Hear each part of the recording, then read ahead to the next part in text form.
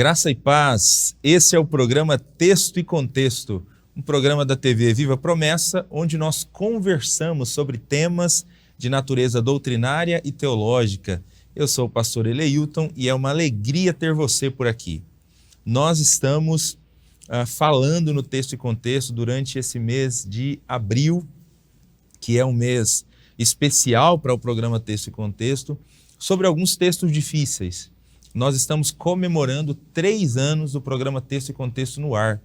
Por isso nós decidimos pedir a sua ajuda para construir a pauta do programa Texto e Contexto. E nós recebemos com alegria várias sugestões que nos foram enviados sobre textos para a gente comentar aqui no programa Texto e Contexto. Quem assistiu o programa da semana passada já viu mais ou menos como está sendo a dinâmica dos programas desse mês. Nós vamos continuar nessa mesma dinâmica e hoje nós vamos estudar alguns textos, alguns temas que nos foram sugeridos por algumas pessoas que acompanham o programa Texto e Contexto. Antes de eu apresentar os nossos convidados de hoje e entrar nos temas do dia, eu queria desafiar você a compartilhar o link do programa Texto e Contexto. Pega aí, aproveita esse momento inicial e compartilhe o programa com seus familiares. Eu sei que você tem um grupo da sua família, o grupo da igreja local. Compartilha para que essas pessoas sejam alcançadas por esse conteúdo. Diga lá, o programa Texto e Contexto está no ar e nós estaremos falando então sobre alguns temas importantes da Palavra de Deus. Bom, temos a alegria de receber novamente conosco aqui os pastores Kennedy e Willy. Sejam muito bem-vindos novamente ao programa Texto e Contexto. Amém, amém. Feliz estar aqui com vocês mais uma vez, feliz estar aqui com os irmãos. Seja um programa abençoado. Deus nos ajude aí nesses textos difíceis, né? Amém. Amém. Paz, pastores, paz, irmãos. É uma alegria poder estar aqui novamente e ter aqui as perguntas dos irmãos. E nós vamos, com a ajuda de Deus, responder aqui, né, diante da palavra de Deus. Amém. Quando a pauta não é feita pelo pessoal que está nos acompanhando, aí vocês podem reclamar comigo, né? Da pauta, né? Da pauta. Tá Mas difícil, tá complicado. Agora, se tiver difícil, eu tenho que reclamar com o pessoal de casa. Deixa o contato dos irmãos para a gente poder entrar depois, né? Por que você enviou essa questão? É verdade. Mas é isso, nós louvamos a Deus pelos irmãos que enviaram sugestões, né? Sim. E Sim, compartilharam aí de alguns textos, alguns temas para a gente conversar no programa Texto e Contexto. Vamos lá. Eu vou começar com o pastor Kennedy com uma questão que o perfil do Instagram Eliane Dias, Dias com Y, né? Se você estiver nos assistindo, Eliane Dias, fale para a gente aí de onde você que igreja você congrega, né? Qual promessa, nós não temos essa informação aqui, mas a Eliane pediu para que nós comentássemos, pastor Kennedy, os textos de Números 23, 19 e o texto de Gênesis 6, versículo 6. Na verdade, ela colocou 2 textos, né? Porque o tema que ela está provocando aqui a nossa reflexão é o tema relacionado ao arrependimento de Deus, né? Porque um texto fala que Deus não se arrepende e o outro texto fala que Deus se arrepende. Então, como a gente pode entender essa aparente contradição entre esses 2 textos da Escritura Sagrada? Sim. Eu quero ler, só para os irmãos entenderem, né? O texto de Gênesis 6 diz assim: Então se arrependeu o Senhor de ter feito o homem na terra, e isso lhe pesou no coração. E o outro texto citado pela nossa irmã é Números capítulo 23, verso 19, diz assim: Deus não é homem para que minta, nem filho do homem para que se arrependa. Porventura, tendo ele prometido, não o fará, ou tendo falado, não o cumprirá? Então, a questão dela é exatamente isso, né? Parece que esses textos aparentemente estão se contradizendo. Mas não há contradição, porque quando a Bíblia fala do ser de Deus, é sempre algo, a revelação do ser de Deus é sempre algo que vai ser sempre limitado, porque Deus é infinito em seu ser, né? Então, para que nós possamos ter a melhor compreensão possível do que está acontecendo no coração de Deus, de como Deus é, a Bíblia ela vai usar uma linguagem que nós possamos entender, né? Nós temos essa experiência, né, com os nossos filhos. Às vezes você tem um tema difícil, uma pergunta difícil de um filho e você rebaixa a linguagem a ele para que ele possa compreender. Então, quando a Bíblia diz que Deus, aqui em Gênesis 6,6, que se arrependeu o Senhor de ter feito o homem na terra, não está falando que Deus se arrepende, como nós, mas o texto bíblico está colocando um sentimento que nós conhecemos em Deus, para que nós possamos entender o tamanho da tristeza que o pecado aqui de Gênesis 6, o pecado da humanidade, estava causando em Deus. Na verdade, nós poderíamos perceber aqui que o que a Bíblia quer que nós entendamos aqui é a gravidade do pecado da humanidade naquela situação. Se nós pudéssemos entender esse texto da seguinte maneira, né? Era um pecado tão terrível da geração de Noé, que se Deus pudesse se arrepender de ter feito o homem, ele se arrependeria. Né? Então, na verdade, é para mostrar a gravidade do pecado. A gente vai ver esse mesmo, a Bíblia colocando dessa mesma maneira, por exemplo, no povo de Israel lá no deserto. Né? Então, é para mostrar a gravidade da desobediência do povo para com Deus e como que isso entristece o coração de Deus. Né? Porque Deus é um ser pessoal, ele sente tristeza. A Bíblia diz que a Bíblia, inclusive, nos convida a tomar cuidado para não entristecer o Espírito Santo. Também é Deus e também é um ser pessoal. Então, Deus não se arrepende no sentido de que ele, como se ele não soubesse, né? Como se ele não tivesse antevisto aquilo, né? Como se Deus fosse pego de surpresa. E o texto de Números expressa exatamente quem Deus é, como que Deus é. Ele não é homem, né? Ele não é homem, mas a Bíblia aqui está empregando um sentimento humano a Deus para que nós possamos entender o que está acontecendo ali. Mas Deus não é homem para mentir e nem filho do homem para que se arrependa. Filho do homem, ou seja, ele não é limitado, ele não é como nós para se arrepender. Né? Porventura, tendo ele prometido, não fará? Sempre fará. Ou tendo falado, não cumprirá? Né? Fala da sua soberania. Ele não pode se arrepender porque ele também é soberano.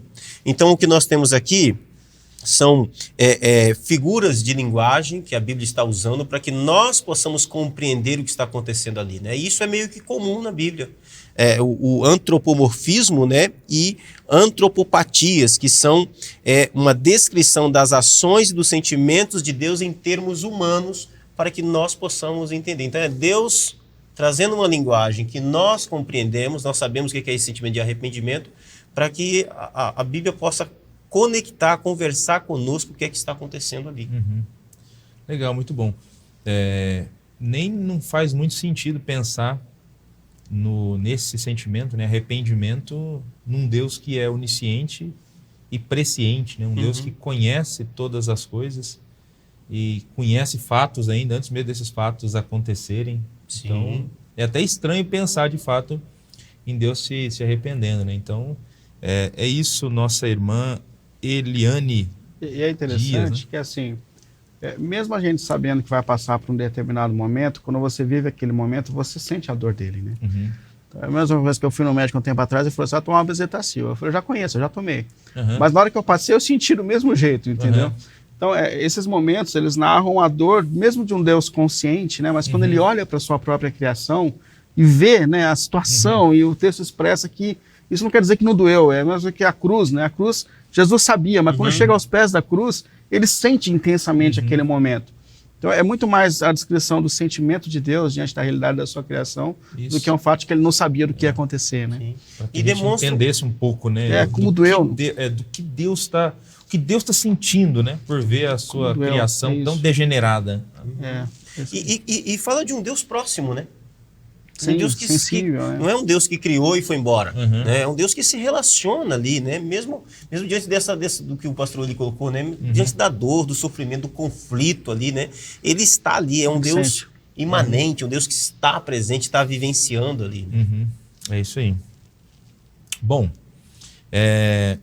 dando sequência aqui, nós recebemos também um pedido do perfil Lismara Underline. Não sei se a Lismara Underline está nos acompanhando agora. Se estiver, dá um oi para a gente aí nos comentários, diga de onde você está nos assistindo. Mas foi pedido para que nós comentássemos onde estava o homem quando Deus descansou no 7º dia, visto que em Gênesis 1:26 ele já havia sido criado. Homem e mulher foram criados no 6º dia, e o 7º diz que Deus descansou. Então, onde estava o homem quando Deus descansou no 7º dia?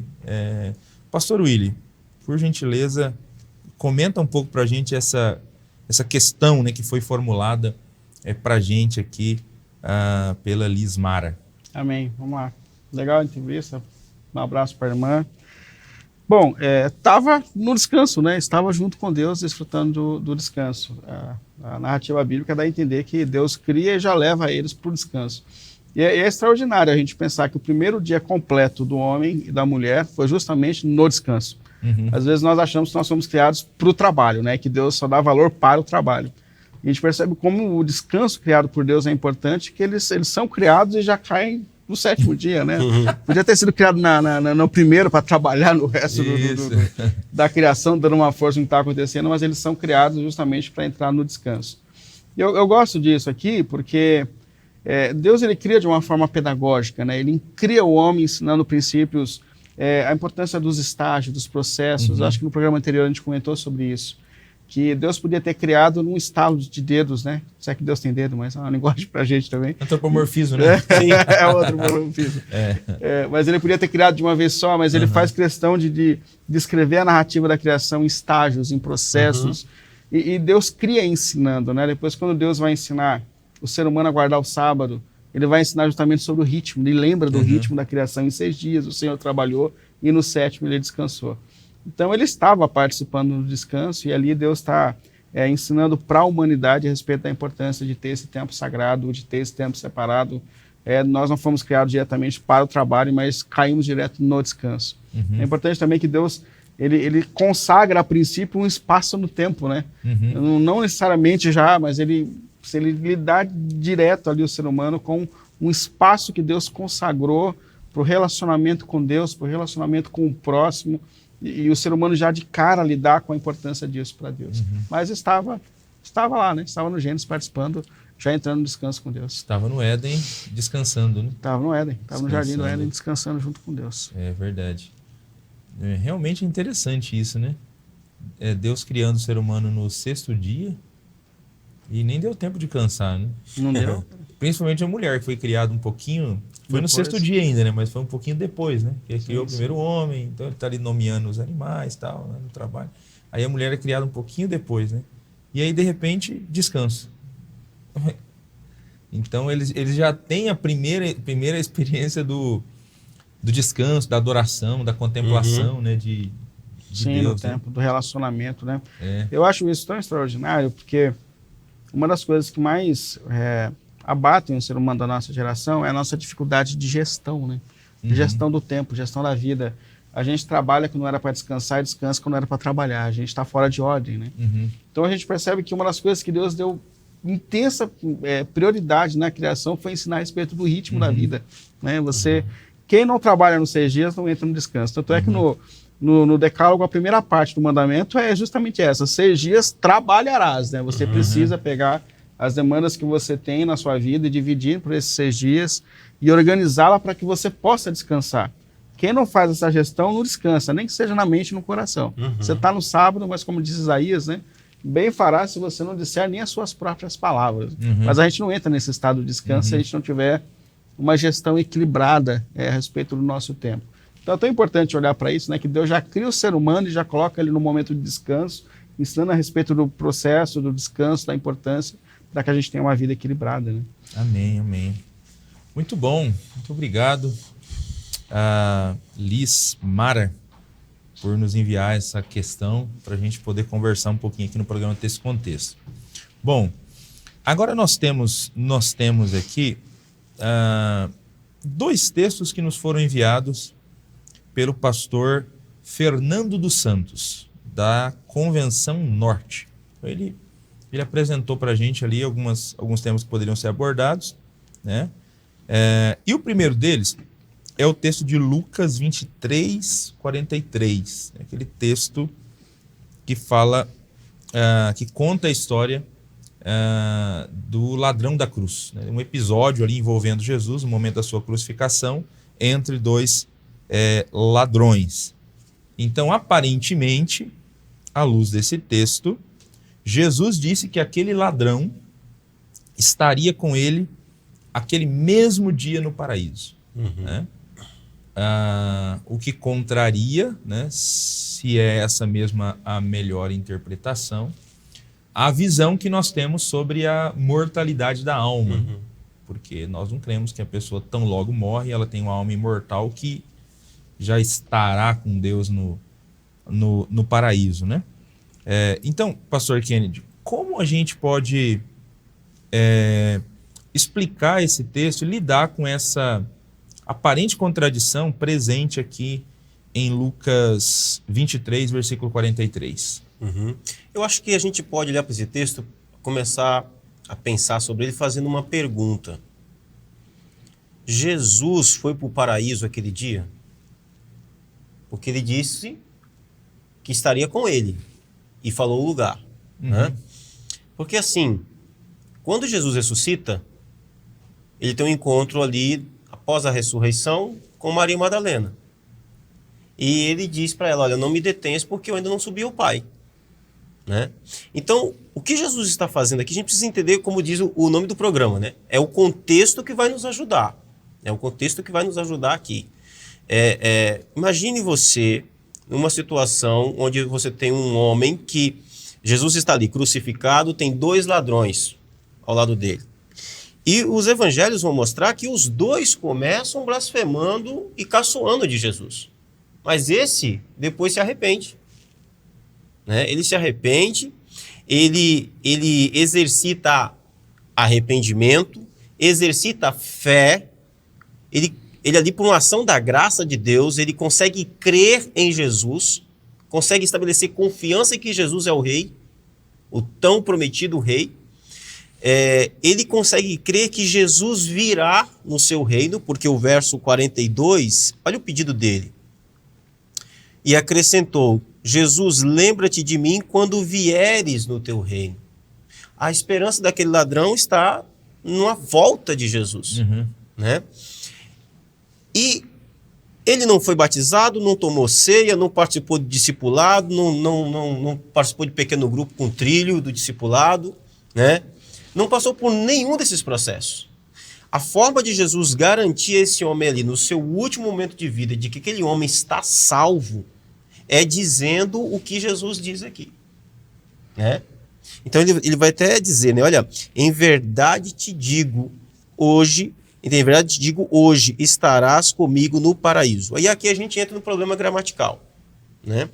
Há algumas versões ou algumas interpretações desse texto, dependendo da linha da crença teológica, vai colocar a vírgula no depois do digo ou no depois do hoje. Né? Então, assim, no texto grego, a gente não tem essa pontuação.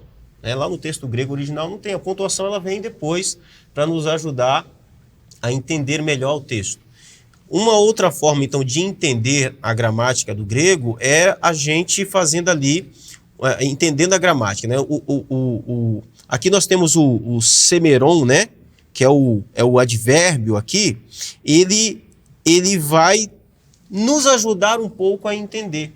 Né? Ele podia ser colocado aqui antes ou depois do verbo. Só que Lucas ele tem uma tendência, e a gente tem alguns textos, né? Lucas tem uma tendência definida de associar o advérbio, esse advérbio, com o verbo anterior. Então, o melhor jeito da gente ler esse texto é, em verdade te digo hoje, estarás comigo no paraíso. Por quê? Porque o contexto está nos ajudando a entender assim, né? Jesus está dizendo, está afirmando àquele homem que ele está salvo, que ele está garantido. Porque imagine a circunstância. Como dizer a um homem, a um ladrão que está sendo executado pelos seus crimes, e não era um roubo comum, para ser crucificado pelo Império Romano, era um roubo, às vezes, seguido de assassinato, era um roubo com um requinte de crueldade, né, para ser crucificado. Então, aquele homem precisa da parte de Jesus, uma palavra de certeza absoluta de que todos os seus pecados são perdoados e de que aquele homem está salvo, né? Então, Jesus está afirmando para ele que é a mesma posição que Jesus vai dizer para Zaqueu, né? Hoje chegou a salvação nesta casa. O Zaqueu, um funcionário público corrupto, que sabia da sua perdição, e Jesus está garantindo para aquele homem, naquela noite, de que ele está salvo. É isso aí. Usar dessa maneira, né, esse advérbio, te digo hoje, é uma maneira de enfatizar, né? É uma maneira de deixar... Estou dando a minha palavra, né? É isso aí. Estou dando a minha palavra. Você estará comigo no paraíso. Então, realmente é uma certeza que deve ter entrado com bastante esperança no coração daquele homem arrependido ali na cruz, né? Então é isso. A melhor maneira, né, de ler o texto é colocando a vírgula, então, depois do advérbio hoje, né? Te digo hoje, estarás comigo no paraíso. É isso, muito obrigado aí, pastor Fernando, né, por dar essa sugestão para a gente comentar esse texto no programa Texto e Contexto de hoje, né? E do pastor Fernando também vem aqui uma outra sugestão, que a gente comente Mateus 17, do 1 até o 8. Então, vocês reclamam com o pastor Fernando depois. Pastor Fernando dos Santos, da Convenção Norte, né? Ele sugere o seguinte, né? Ele pede aqui para que a gente comente um pouco esse evento da transfiguração, se esse evento aqui ele foi literal, né? Se realmente Moisés e Elias apareceram ali, né, diante de Jesus, né, corporeamente, ou se é um evento simbólico, né? Mateus capítulo 17. Vou colocar essa para o pastor William. Um abraço, pastor Fernando. É verdade, um abraço, pastor Fernando. Obrigado pela colocação. São perguntas importantes, né? Sim. Deus abençoe, pastor. Um abraço pela difícil que ficou para mim, né? Mas assim, a primeira coisa que a gente diz a respeito desse texto é que de fato é um fato difícil, né, de se explicar, de se entender. Talvez no céu, quando estiver com Pedro, ele vai dar detalhes melhores a respeito do que aconteceu ali. Mas há pelo menos duas possibilidades de interpretação, né? Uma é, de fato, entender como literal. Então, nesse conceito, a gente entenderia que Moisés ressuscitou. Normalmente, quem entende dessa forma usa o texto de Judas. É uma carta tão pequenininha, mas tão complicadinha, né, no texto. Mas no versículo 9, Judas escreve que houve uma luta pelo corpo de Moisés, né? O anjo brigou pelo corpo de Moisés. E a partir desse texto, alguns irmãos entendem que Moisés pode já ter ressuscitado. E estaria ali com Elias e com Enoque. Aonde exatamente estão, a gente não sabe, né? Mas em alguma esfera eles estão, e que naquele momento eles aparecem junto com o Senhor naquele momento de oração. Mas é um pouco complicado essa interpretação, porque o apóstolo Paulo, ele fala que Jesus é o primeiro, né, a ressuscitar em glória, ou no corpo glorificado. Que ele é a primícia desses ressurretos. Então nós anteciparíamos aí esse processo. Para alguns isso não é um problema teológico, mas é uma questão sensível. Uma outra maneira de entender, além dessa maneira literal, que Moisés de fato está vivo junto com esses irmãos e que eles aparecem ali, é entender isso como uma visão a respeito do futuro, do corpo glorificado que nós receberemos. Então ali eles tiveram um momento a respeito de um futuro, o que não é difícil no contexto bíblico, né? Quando a gente olha, Paulo teve uma visão do terceiro céu, João tem uma visão das coisas que ainda não estavam prontas, como se já estivessem prontas. Então ali seria uma experiência representando a glorificação do corpo, né, ressurreto no futuro, e Jesus então permite que eles tenham uma visão de como será. Normalmente a gente tem se apegado mais a essa interpretação, de que ali tem uma visão do que será. Tanto é que no momento ali do texto de Mateus 17:9, é interessante que Jesus fala assim: não contem a ninguém a respeito dessa visão. E a expressão grega ali usada, que é esse orama, normalmente ele é usado justamente para falar de visões. Esse é o termo mais comum. Então é possível, de fato, que eles tenham ali a experiência, né? Poucos discípulos, mas se eles tiveram uma experiência de ver, como testemunhas que guardariam por um tempo aquilo que eles viram, mas eles tiveram uma visão desse corpo já glorificado nesse ambiente, de uma visão do que vai acontecer no futuro. Então, duas possibilidades. Pode ser literal, também alguns interpretam como literal, mas eu acredito mais coerente entender que ali eles tiveram uma visão a respeito de algo que vai acontecer no futuro. Acho que, de repente, é importante colocar, né, para quem está nos assistindo também, que essa ideia, né, que o pastor Willy traz a respeito de uma possível ressurreição de Moisés, ela precisa ser defendida especialmente por aqueles que defendem que é literal a transfiguração, né? Que Moisés Sim. e Elias estavam ali de maneira corpórea, né? Sim. Precisa ser defendida por aqueles que acreditam nisso e que, junto com essa crença, também creem na mortalidade da alma. Porque quem acredita na imortalidade da alma, não tem problema nenhum. Então Moisés e Elias apareceram ali literalmente porque a alma é imortal. Moisés Sim. e Elias estão com Deus já, né? A alma dele já está com Deus. Então foi a alma que apareceu ali. Então Sim. eles não têm nenhum problema. Mas no nosso caso, que nós somos mortalistas, nós não acreditamos que o ser humano tem uma alma imortal. E Deuteronômio é claro em dizer que Moisés morreu. Então a gente vai... No caso de pessoas mortalistas defendendo que foi real, então precisa a reboque também construir essa defesa de uma ressurreição de... O problema seria Moisés. Né? Sim. Porque Moisés morreu de fato. Né? Elias não tem problema. Elias foi bem, Enoque, Elias e Enoque foram transladados, foram arrebatados, né? Então não tem que falar de ressurreição. Né? Mas então é bom pontuar essa questão.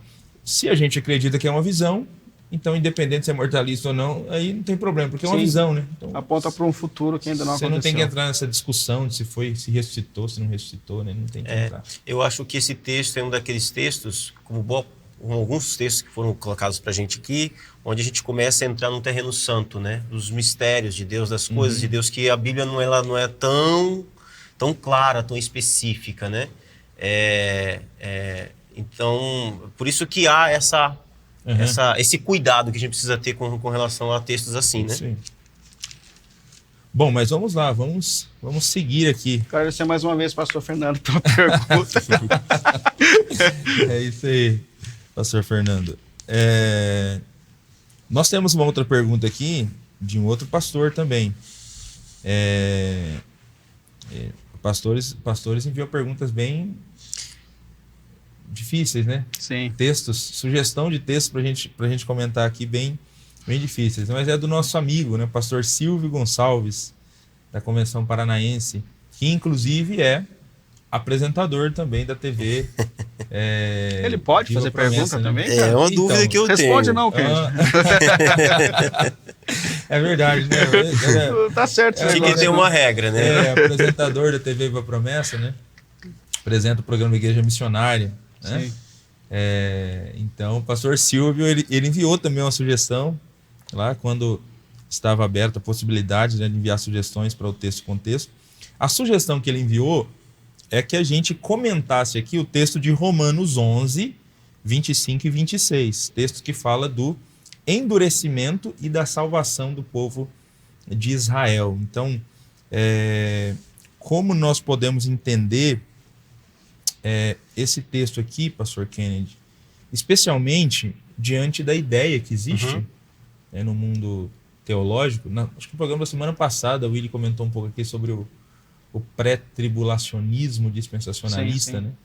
Então existe uma ideia, né, no mundo teológico dispensacionalista que vai chegar uma hora que Deus vai deixar de tratar com a igreja, com os gentios, né, e vai abrir uma janela para um tratamento especial com os judeus no final dos tempos, especialmente no período da grande tribulação. E um dos textos que é usado para reforçar isso é exatamente esse texto de Romanos, né?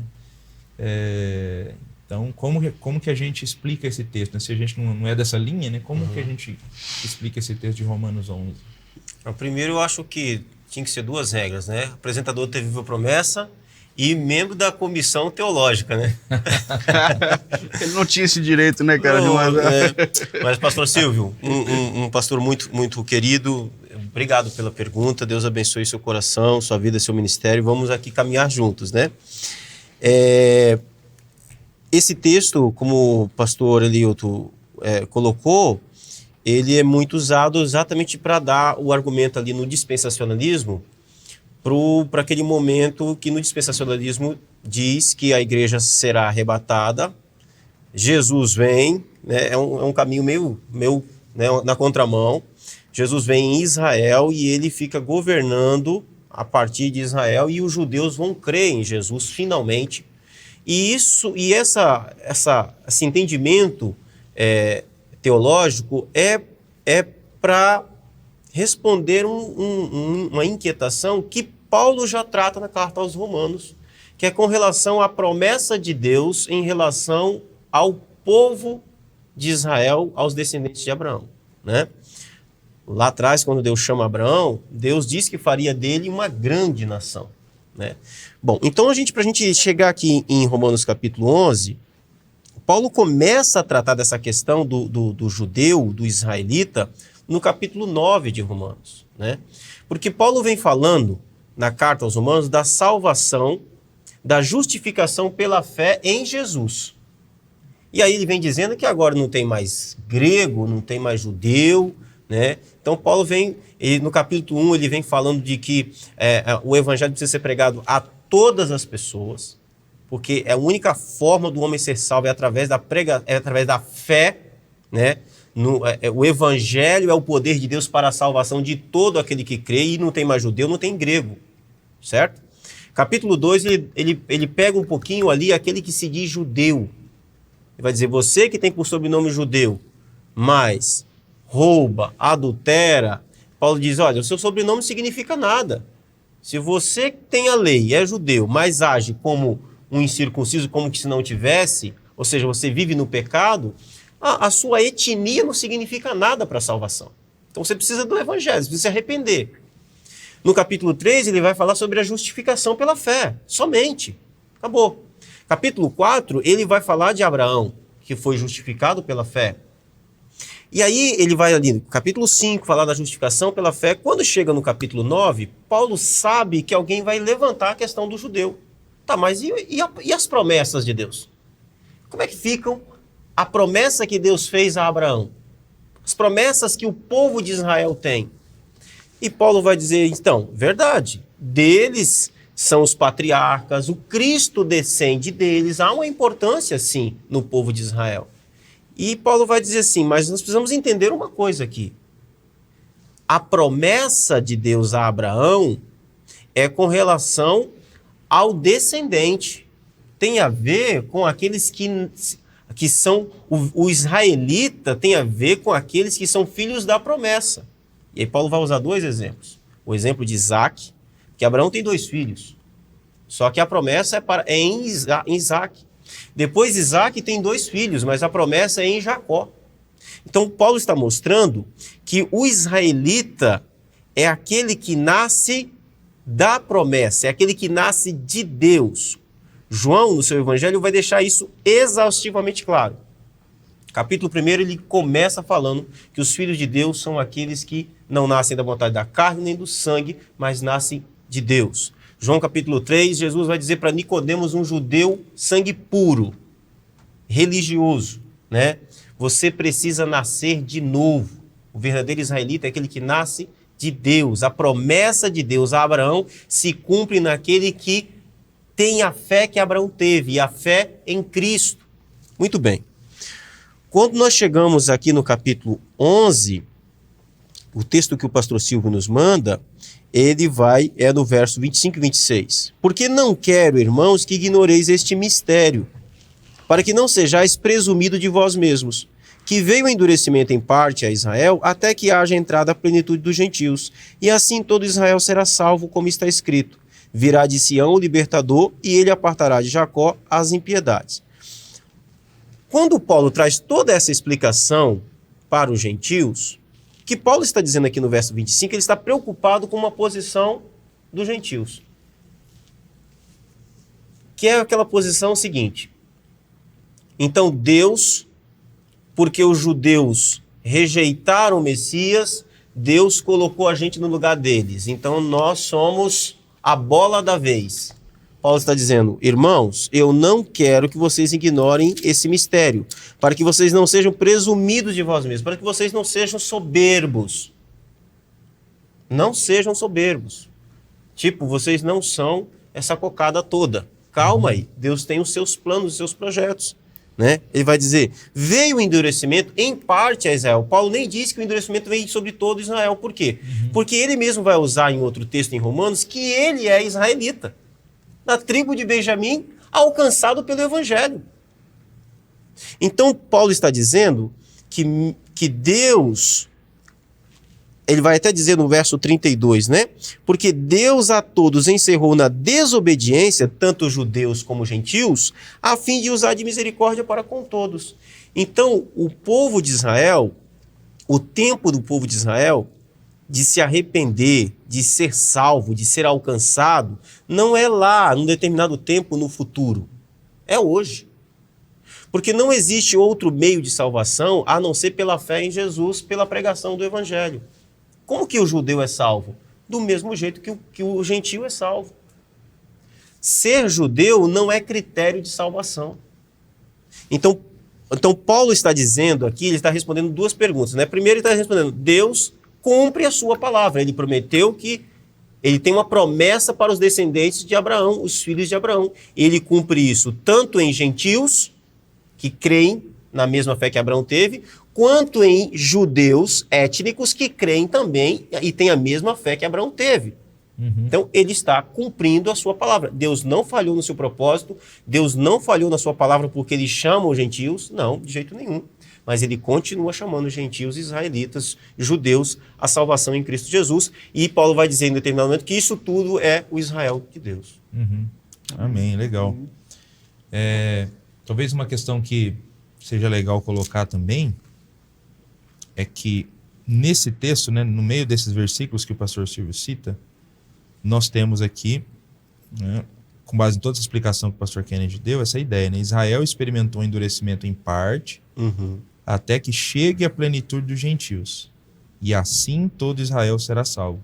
Acho que esse trechinho aqui, que às vezes é o trechinho que dá o nó na cabeça de quem tá lendo, né? Porque dá a impressão assim que Deus vai trabalhar com os gentios até um momento, e aí a partir desse momento ele vai começar a trabalhar com Israel. É aí que surge a ideia do dispensacionalismo, né? Mas eu penso que não é essa a ideia, né? Então, enquanto se completa a plenitude dos gentios, Israel será salvo, né? Então Deus está trabalhando com judeus simultaneamente e gentios simultaneamente. A plenitude dos gentios Deus sabe exatamente todas as pessoas serão salvas, né? Ele sabe quando vai acontecer a salvação do último gentil, né? Ali é a plenitude deles, né? Só que enquanto isso está acontecendo, os judeus também estão sendo salvos, né? Eu gosto de uma explicação desse aqui, né? Do e assim todo Israel será salvo. Tem um comentarista que me foge o nome agora, mas ele coloca assim que Paulo não disse e então, como se ele estivesse sugerindo uma sucessão temporal, né? Primeiro a plenitude e então, mas e assim, Israel. deste modo, né? Então não é primeiro um e depois o outro, enquanto acontece o de um, o outro também está sendo salvo. Sim. Então acho que essa é uma ideia bacana, né? Nós não somos dispensacionalistas, né? Não somos. Nós cremos que Deus está salvando os judeus hoje. Sim.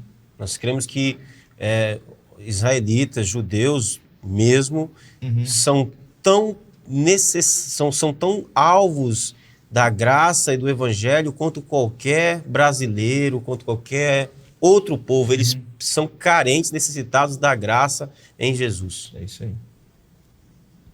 Enfim, obrigado, pastor Silvio. Depois a gente dá obrigado abraço, mesmo, né? obrigado mesmo. Foi benção. É importante, sim, né? Colocar essas questões, né? Eu acho que é importante mesmo, porque a gente diz várias vezes, né? Repetidas vezes, que nós somos pentecostais, né? E nós fazemos parte do pentecostalismo clássico, né? E quem conhece um pouquinho de teologia sabe que o dispensacionalismo está muito amarrado e muito forte, ligado com o pentecostalismo. Então é importante pontuar, apesar de pentecostais, na escatologia nós não somos dispensacionalistas, né? Nós interpretamos de outra maneira. Bom, vamos para a última questão aqui, pastor Willy. O perfil Daniel Guilherme, 1998. Ano do nascimento dele, provavelmente. Provavelmente. Ele é jovem, né? Assim, é jovem, Daniel Guilherme, nós nascemos por ali também, né? A gente... É milênio, né? Mas é isso, Daniel Guilherme, se estiver nos ouvindo, coloca aí de onde você é, né? De onde você nos escreveu e nos mandou essa questão. Ele pergunta assim: se no Antigo Testamento o povo obedecia por medo às leis de Deus.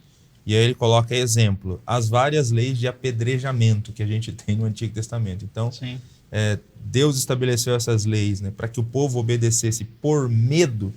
Acho que essa é a questão que ele coloca aqui na sua pergunta. Eu queria que o pastor Willy nos ajudasse, então, a conversar um pouco sobre esse tema aqui. Legal. Um abraço para o Daniel.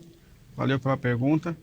Bom, quando a gente olha para o contexto, principalmente do Antigo Testamento, por vezes a gente tem uma impressão de que Deus tratava o pecado com mais rigor, né? Principalmente diante desses contextos de punição imediata pelo pecado. Mas não dá, porque na pregação de Jesus falou que o fim dos tempos vai ser como foi no tempo de Noé, ou seja, Jesus não aliviou para a gente, né? A diferença é que a punição do pecado era no contexto imediato, porque você tem toda uma nação confessional, então as leis civis se organizavam a partir da lei de Deus, né? A gente está num país laico que é diferente, mas o pecado continua sendo pecado e continua sendo sério, né? Isso não muda. E o juízo ficou para o final, nesse contexto que a gente está vivendo. Mas é importante a gente perceber que essas leis rigorosas e essas punições rigorosas, elas vêm justamente para que o ser humano entenda o pecado como uma coisa séria. Então o propósito de Deus é justamente que o pecado não se torne algo comum na nação de Israel. Infelizmente, o ser humano trabalha em extremos, né? A gente tem dificuldade de encontrar o equilíbrio. Então, às vezes, uma punição extrema diante do pecado é necessário para que a nação de Israel entenda a seriedade do pecado e das consequências do pecado para a vida humana. Mas também é importante a gente destacar que, desde o Antigo Testamento, o Deus que se apresenta, ele é um Deus amoroso, né? E que o tipo de relacionamento que Deus quer desenvolver com as pessoas é um relacionamento de amor. Quando a gente olha, por exemplo, o Decálogo, né? A apresentação que Deus faz é: eu sou o Senhor teu Deus que te livrou do Egito, né? Eu te libertei, eu sou teu libertador, eu sou teu salvador. Eu não sou o teu punidor, né? Aquele que se você não cumprir vai te punir. Mas eu sou o teu salvador que agora vai te ensinar a viver. Textos importantes como o do Shema, por exemplo, a expressão é: amarás o Senhor teu Deus. O amor é contínuo dentro do contexto do Antigo Testamento, antes de Deus trazer a questão dos princípios e dos mandamentos. Então, não dá para a gente entender que o propósito de Deus é desenvolver um relacionamento de medo. Muito pelo contrário. O propósito de Deus, desde o princípio, é desenvolver um relacionamento de amor. Eu até separei aqui um texto de Jonas, né? Quando Jonas se nega a pregar o evangelho em Nínive, e depois ele prega e aquelas pessoas se arrependem. Era um povo pervertido, muito distante do propósito da vontade de Deus, e Deus quer que o evangelho seja pregado ali, e Jonas vai e prega e volta chateado. Né? E quando ele ora a Deus chateado, ele fala justamente isso, né? A maneira que Jonas entendeu o Senhor. Ele fala, ele orou ao Senhor, ele falou: Senhor, não foi isso que eu disse quando ainda estava em casa, e não foi por isso que eu me apressei em fugir de Tarsis. Por quê? Eu sabia que tu és um Deus misericordioso e compassivo. Eu te conheço, eu sei como o Senhor é. O Senhor tem o coração mole. O Senhor tem o coração mole. Eu sabia, né, que o Senhor é muito paciente, cheio de amor. Olha a descrição de Jonas. É um cara que se relaciona com Deus. Cheio de amor e que promete castigar e depois se arrepende. O Senhor está irado, mas o Senhor é um Deus amoroso, é um Deus misericordioso. A gente pega o Salmo 51, Davi cometeu um adultério, cometeu um erro seríssimo, induziu a morte de Urias. Aí depois ele ora a Deus, quando chega no verso 17, ele fala, eu tô aqui porque eu sei que o Senhor não despreza o coração contrito. Eu sei que o Senhor não despreza os arrependidos. Então, a punição era necessária por causa de nós mesmos. A gente precisa entender o pecado como algo sério, como algo que traz prejuízos fatais à nossa existência. Né? É um caminho que vai trazer a gente para distante e vai levar a gente para longe de Deus. Mas desde o contexto do Antigo Testamento, e obviamente depois que Jesus morreu na cruz por nós, a evidência que a gente tem é de um Deus que, apesar de nós, quer desenvolver um relacionamento de amor com a criatura, de misericórdia e graça. Essa é a evidência de Jonas, de Davi, e de todo mundo que caminha com Deus, porque não é diferente para a gente. Né? A gente sabe que a misericórdia e a graça de Deus são a maior evidência, né, do nosso relacionamento com Ele. Eu acho que essas leis também, elas mostram como que o pecado tem um impacto real na vida das pessoas, sim, né? Sim. Na nossa vida. Porque às vezes o pecado fica apenas no aspecto subjetivo, né? Não, o pecado tem um impacto real. Sim, o adultério tem um impacto real. Né? É algo que tem um resultado, tem impacto aqui na vida prática. Ele mata, né? Ele mata teu relacionamento, mata né? tua família, mata a tua vida espiritual. Sim. Ele mata, né? Então Deus quer deixar isso muito claro, né? E ele terá um impacto real e eterno lá no futuro, né? Então, e por um outro lado, é maravilhoso você pensar que esse Deus que coloca dessa maneira no Antigo Testamento, é maravilhoso nós pensarmos que essas pedras são nossas. Nós deveríamos sofrer isso, mas há uma graça, né? Eu fico maravilhado e fico a graça de Deus nos escandaliza de certa forma. Quando o pastor ele citou o caso de Davi, quando Natan está lá e Davi confessa pecado, o texto diz: o Senhor perdoou o teu pecado. É escandaloso porque é imediato. Diante da confissão do arrependimento, né? Deus imediatamente diz: o teu pecado foi perdoado. Cadê as pedras? Não é? Sumiram as pedras. No primeiro momento, Davi merece ser apedrejado. No segundo momento, há uma declaração de Deus: teu pecado foi perdoado. É isso aí. Então, desde o Antigo Testamento, a gente pode afirmar que nós temos um Deus amoroso, misericordioso, compassivo e paciente, né? O mesmo Deus do Antigo e do Novo Testamento. Assim como nós podemos afirmar também que esse Deus justo do Antigo Testamento é o mesmo do Novo Testamento. Acho que o pastor William falou um negócio, e o pastor Kennedy também acabou mencionando, que eu acho que vale a pena, né, a gente refletir nesse contexto aqui. Realmente as leis civis e rituais do Antigo Testamento caíram, né? Então essas leis que de repente chocam algumas pessoas do nosso tempo, né? Adultério, apedrejamento, sábado, filho rebelde, né? Tinha várias... e a gente não tem mais essas leis porque elas caíram com a cruz. Então agora Deus ele aliviou, né? O pecado já não é tão sério assim. Mas é importante a gente lembrar que tem no Novo Testamento lago de fogo e enxofre. Sim. Aí Ananias e Safira foram punidos seriamente. Não é isso agora. Ananias e Safira, o mesmo Deus, cara. É o mesmo Deus. Está no contexto do Novo Testamento. Só que haverá um juízo final. Sim. Não tem... para quem não leva o pecado a sério, para quem não está nem aí com a vontade de Deus, para quem ignora Deus e sua vontade, o juízo continua. Nós não somos universalistas. Um dia Deus virá para acertar as contas, né? E aí o que é interessante na pergunta dele, então, nem no Antigo Testamento, quando era mais imediato, e nem no Novo Testamento, a motivação nossa para obedecer a Deus tem que ser o medo. O medo, é isso aí. Né? O que ele está mostrando é que o pecado traz consequências, né? Naquele momento imediato, se a gente não mudar hoje, no nosso futuro. Mas ele traz consequências. O apóstolo Paulo, aos Romanos capítulo 2, verso 5, ele fala sobre uma realidade muito interessante. Mas segundo a tua dureza e coração impenitente, acumulas contra ti mesmo ira para o dia da ira e da revelação do justo juízo de Deus. Então existirá um dia de acerto de contas e Paulo parece que coloca aqui ira sobre ira, uma espécie de juro sobre juro. Sim. Isso, a pessoa está acumulando ira para o dia do julgamento, né? Mas é isso, então haverá o dia do acerto de contas. E até lá a gente tem que obedecer a Deus. E é óbvio, não é por medo, é porque a gente ama a Deus. Toda a nossa obediência é uma resposta à salvação graciosa, escandalosa, né, que Deus nos deu. Valeu. É isso, Daniel. Muito obrigado por sua questão. Né? Pastor Willy, obrigado. Pastor Kennedy, obrigado mais uma vez pela participação com a gente nesse programa especial, né, que a gente fica respondendo perguntas né, de temas variados. Nós estamos caminhando para o final. Quero até pedir para o pastor Kennedy para ele orar a Deus, nos colocar diante do Senhor nesse momento de conclusão aqui do nosso programa. Amém. Vamos orar. Pai Santo, nós queremos agradecer a Ti por esse tempo onde nós nos voltamos para a Sua palavra, para as Escrituras. Glórias a Ti, e nós não podemos, Senhor, deixar aqui de louvar o Teu nome, pois tão graciosa e extraordinária salvação nos alcançou.